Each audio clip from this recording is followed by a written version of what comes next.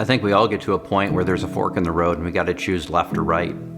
And that choice is going to determine our goals and our vision and where we want to go. My early days of business ownership, I just kind of followed the lead of my old boss.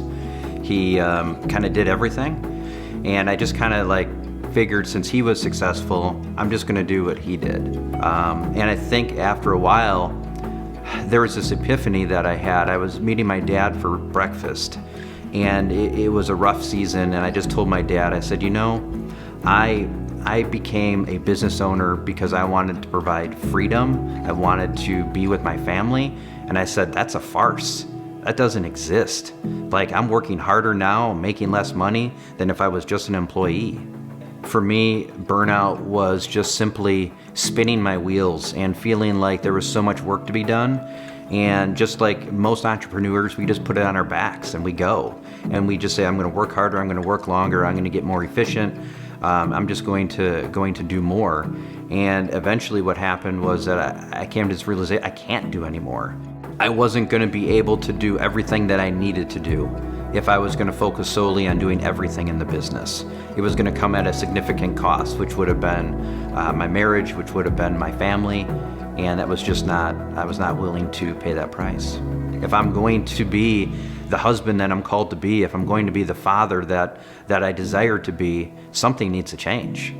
And if I was going to grow the company, which we had goals to do, I was going to have to pick a lane. God called me to be the best business owner I could be, and He gave me a business to run. I realized that I can't do anything more in addition to. It needs to be done instead of. That means I had to set things down to pick other things up.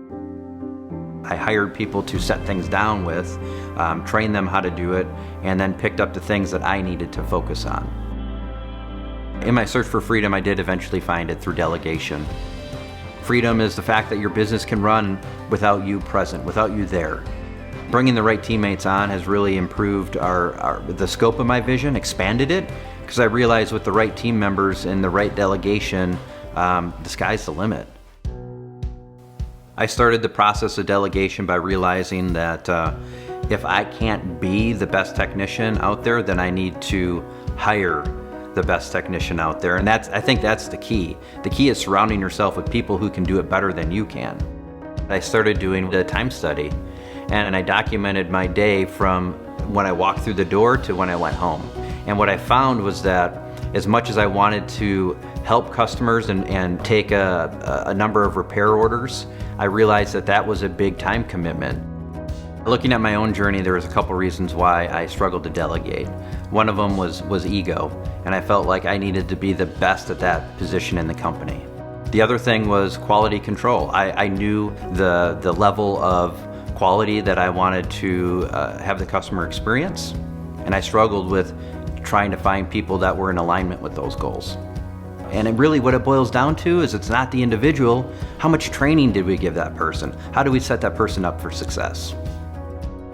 I think God has a plan and a purpose and a calling for our life, and we need to be faithful to that. There's so many things that can come in that can be a distraction that call us away from that, and that's when we try to take on too much, try to do too much, and fill our day with activities and actions when we should be staying in our lane and focusing on what God has called us to do.